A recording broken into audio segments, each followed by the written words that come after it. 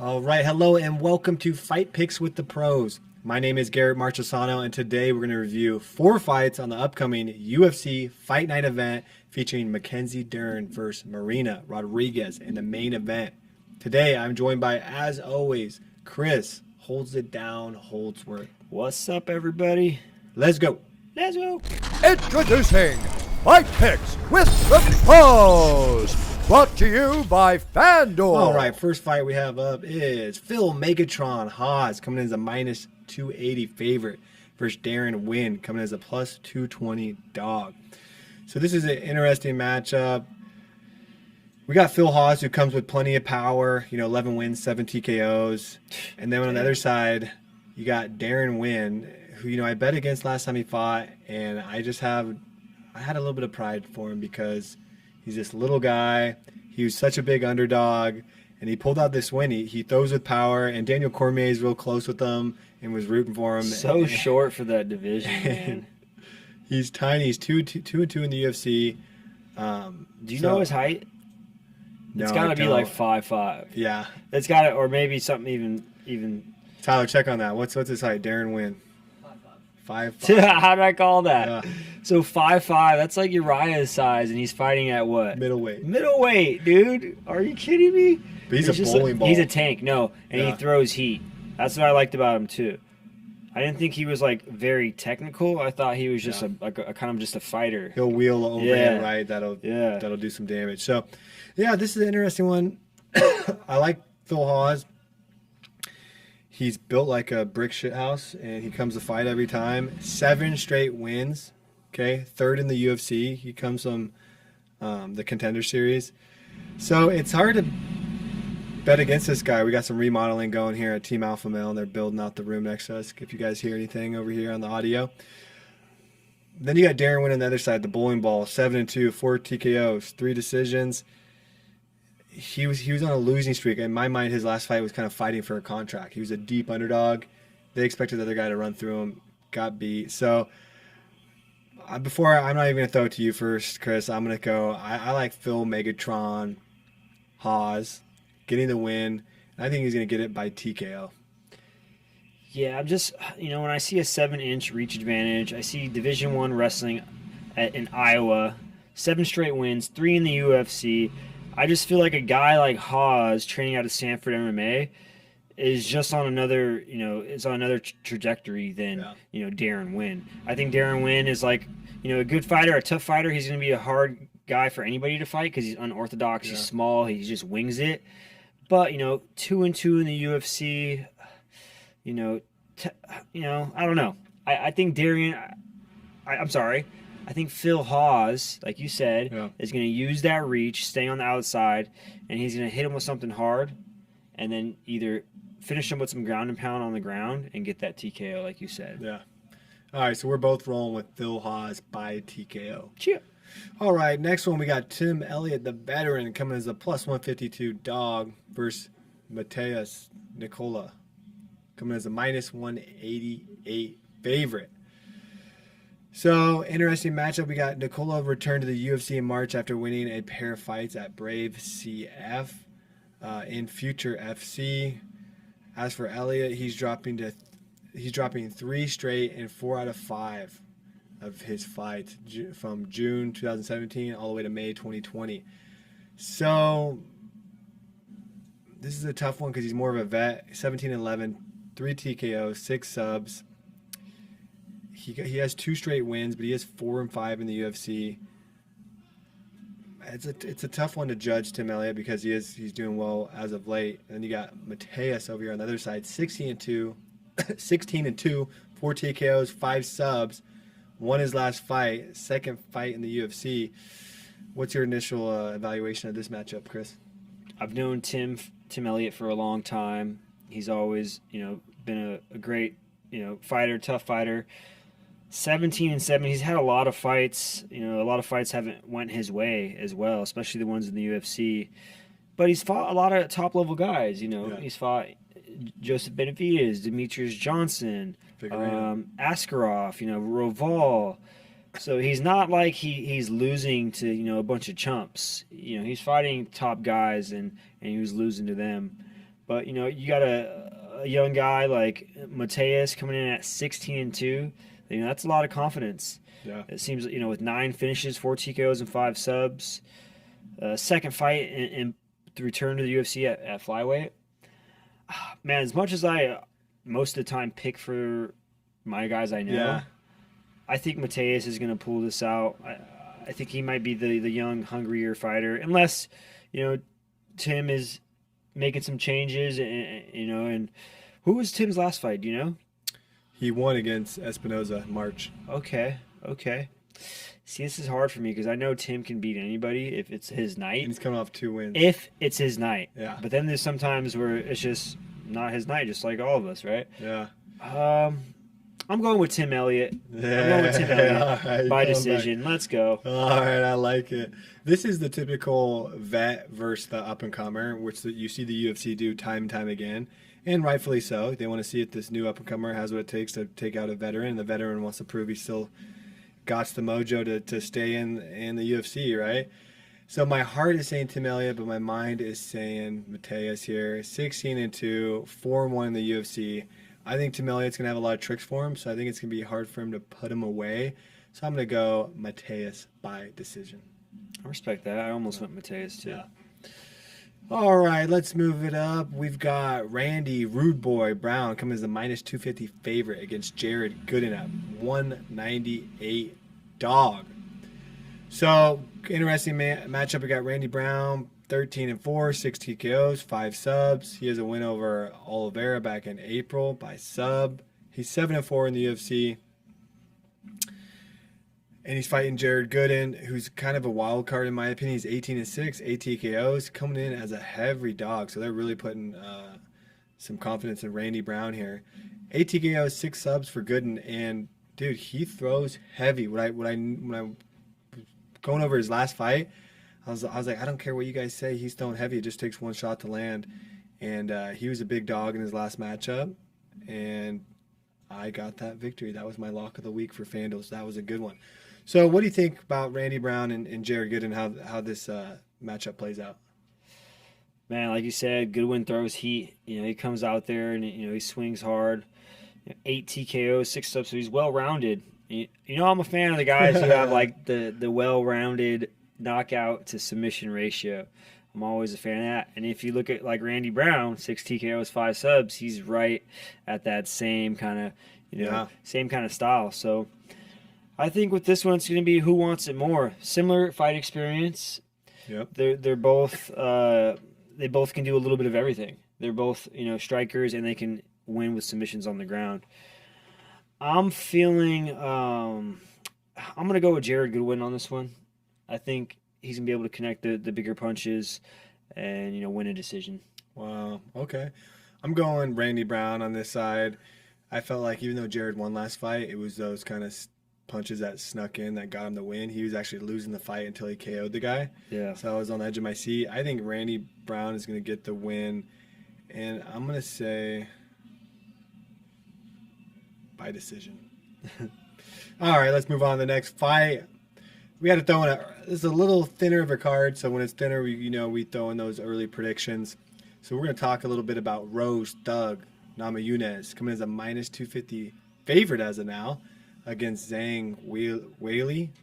Is that the Zhang Weili coming as a +198 dog, which I don't think she's been an underdog for a while. So when they've just their recent matchup, we all know Rose got the KO victory. Zhang was kind of in denial of it the whole night, and then it took her like 2 weeks to kind of finally admit that she was out of the fight. And it's tough when you're that kind of fighter. She was 22-1. She wasn't letting her mind admit that it was a legitimate loss. Then she finally did. We all know on Rose's side, that was pretty epic. What was she telling herself in the octagon? She's like, "I'm the best in the world. I'm the best in the world. I'm the best to do it. I'm the best in the world." Yeah, that was cool to see her come out with that kind of confidence. She's 10-4, 2 TKOs, 5 subs, but she may not be a finisher with her hands. But gosh, her boxing just gets better every time she goes out there. I know she focuses on it heavy. We like both these female fighters, 2 top in the game. So my question for you, Chris, is what do you like about each of these fighters, and what is Weili Zhang going to do differently to try to get this win back? Like you said, we both like these fighters, and I like them for different reasons. I like Thug Rose, because that's exactly who she is. Like that, she doesn't play, and she doesn't play the fake game. She is her persona is, and I think that's just her personality. And she's a great fighter. She's always improving. Training with Trevor Whitman, her man, Pat Barry. Yeah. I forget who I think she's training with the Evolution guys or Elliott on her jiu-jitsu. Not sure who, but she impresses me time and time again. A true martial artist. She's all into gardening, the old, the old school, like. So, I don't think the first fight was a fluke, in my opinion. It was a perfect timed head kick, and you saw what happened. She went down. Now, on the other spectrum, Zhang Weili is another true martial artist who takes things 100% serious. I've watched all her lead-up videos. I've watched all her stuff leading up to fights, and her training is so calculated and precise. Everything's to the book. Everything's tracked. So she's like a machine. Yeah. That's all she does. Like, she has her whole team around her, and she's super popular in China and in the Asian MMA community. So I think for her, why it was so hard the first fight is like when you're a champion for so long and you have so many wins and you haven't been beaten for a while, people are pumping your head. You're like top of the world in your country. Like, when you lose like that, it's hard to kind of take that in. How did that happen? That should have never happened. Did that really happen? Am I dreaming right now? Yeah. Like, that's kind of what was probably going through her head, and that's why she was making all those excuses. She was in denial. She was completely in denial. The expression she put on when she's like, I didn't lose that fight. Now, it took a couple days for her to realize, okay, she won her last 20. Her first pro fight she lost, she was 0-1, and then she won 21 straight. Okay, think about that confidence. She didn't know what it was like to lose. Yeah. So she had to, I'm sure she had some close team members say, hey, you were wobbled, and, there's the right thing to do. You lost. Like, she had some people close to her give her a little heart-to-heart. Yeah, her coaches should have. Yeah, I bet it was their coaches. Now she's coming back in this fight. And remember, on the other side, too, this fight was getting a lot of press. And going in the week of, Rose said, I'd rather be dead than red. So she'd rather be dead than represent a communist country like China. Or, there's a whole, please don't misquote me on this, but there's a whole back thing from that's been said, that quote's been said throughout the years. And it stung like Weili and their community. So maybe that got in her head. That's outside the fight game, but if I was Rose, I'd bring some of that stuff back if it worked. But at the end of the day, this is November 6th. Or when is this fight booked? November 6th? How do you see it playing out? And what's your early prediction for the winner? I see it playing around with Rose getting her hand raised again. I'm not exactly sure how that's going to be. I'm not going to say it's going to be a quick knockout like it was before, because I think it's very hard to do that at that level, to knock out someone like Weili twice in a row like that. If she did, then it would be crazy, right? She's gonna be more cautious too. But I think it's going to play out a little bit more into the rounds, and it's going to come down to who's got the better all around game. I think I want to see it on the ground, because I know Rose has got a lot of good submissions. I want to see if Zhang has been working her jiu-jitsu and ground game, and if she can keep up with the threat of Rose on the ground. That'd be fun. So I'm gonna go with Thug Rose. She's gonna win a decision or get a rear naked choke this time. Okay, I can see that rear naked choke. I'm gonna go with Zhang. I think she's gonna come back, be ferocious, outstrike her. Maybe even mix in some takedowns. I see her getting the decision win. It's time for the main fight pick of the evening. All right. So the main event for UFC Fight Night, we got Mackenzie Dern coming as a -158 favorite against Marina Rodriguez coming as a +128 underdog. Marina has been super impressive over this past year and a half. Her fighting, very crispy striking. She's 14-1, 6 TKOs, 1 sub. You know, Amanda Ribas was carrying a lot of hype. She's a cute girl in her division, and she was a favorite. Ribas was the favorite in that fight, and that's when Marina Rodriguez really got put on my radar because she pieced her up.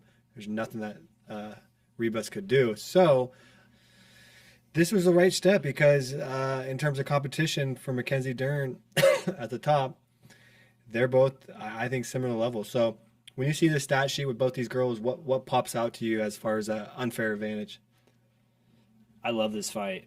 You know, Mackenzie is a straight jiu-jitsu. You know, she's been working on her hands, but she's primarily a jiu-jitsu fighter. Yeah. Highly decorated, no-gi and BJJ, world champ, you know, black belt. A lot of 7 submission wins, 11-1. But then you have the total opposite spectrum of Marina Rodriguez coming out of Thai, Brazil. Her Muay Thai game is legit as it comes, especially in the women's division.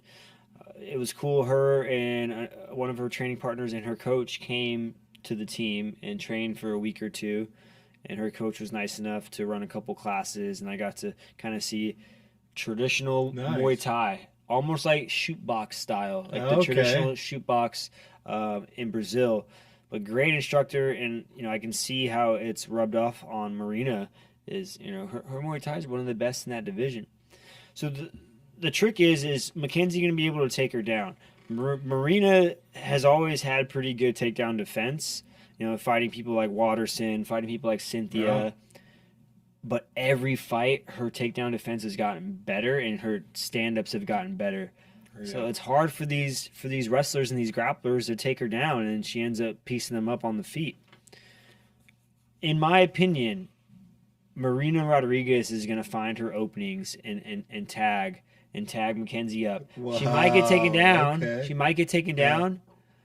But I feel like Marina has made the strides and improvement to work back up to her feet and negate all that. So I see Marina Rodriguez finishing this fight. Dang, over Mackenzie Dern. Okay. And I'm a Mackenzie fan, and I can see Mackenzie maybe finishing too with an armbar if she gets to the mount or something. But I think Marina is her takedown defense is going to be able to stop a lot of Mackenzie Dern's takedowns. Yeah, it is 5 rounds, and Marina throws hard, especially for these girls at this weight. I know Mackenzie's a tough girl.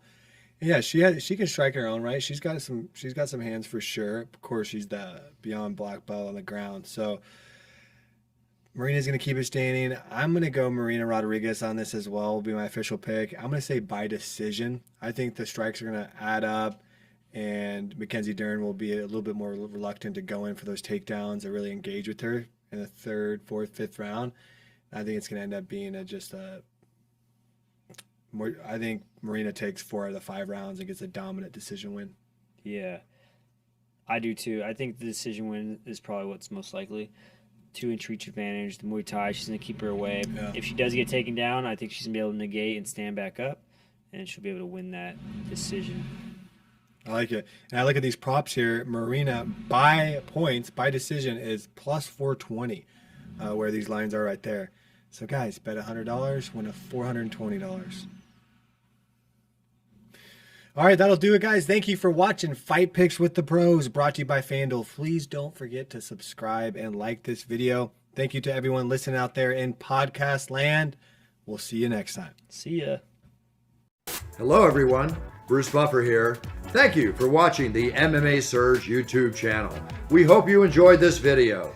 Don't forget to subscribe and get notified when we upload next.